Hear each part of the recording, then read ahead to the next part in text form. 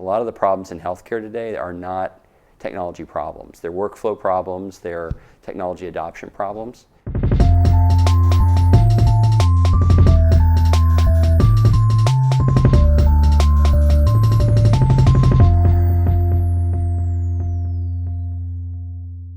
My name is A.R. Weiler. I am the CEO and president of Healthsense. We are working on doing is monitoring seniors in their homes, in senior living facilities, to help them, live better lives. We have a very huge challenge in our country, and that is 10,000 people a day are turning 65. This is what the baby boomers that are aging. Most of them are healthy. Their first couple of years, 65, 70, 72. People don't change their lives much. A lot of people continue to work. But as people live longer, they start to have more chronic diseases. That group is growing at such a high rate. It's growing at 2.5 times the rate of the rest of the population. And so the problem that we have is not only do we not have enough people to take care of seniors, but it is a huge unfunded liability to our government. So a little bit about what we do. We actually take monitors, similar to monitors you might find in your home, motion sensors, door sensors, sensors that determine if you're in or out of bed, and we apply them, we install them in someone's home, and we monitor their activities of daily living, or their ADLs.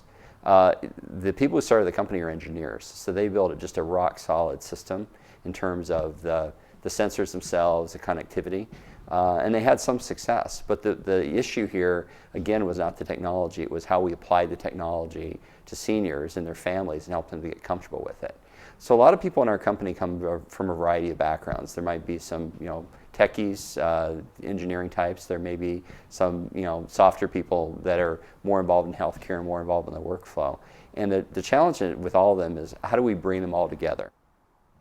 What I've noticed is, kind of throughout my career, that the best teams I've been on, the folks have been very clear about what their mission is and what their goals are. And that happens through communication and a leader who communicates very clearly, consistently, the message, and helps them put in context what they're doing, not just that they're coming to work every day and leaving.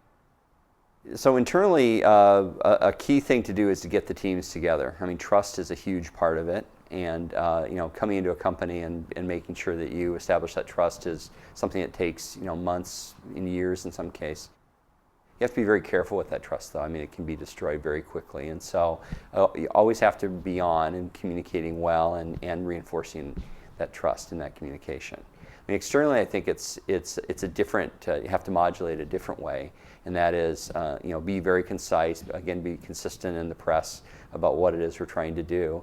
And then the other thing is, I think be very genuine, both internally and externally, in the way you feel. It comes through if you don't feel like you're excited about what you're doing. There's a passion and a mission in what you're doing, and I think reinforcing that, with the team is important, but it really has to come from, within, and people smell it from a mile away, whether external or internal.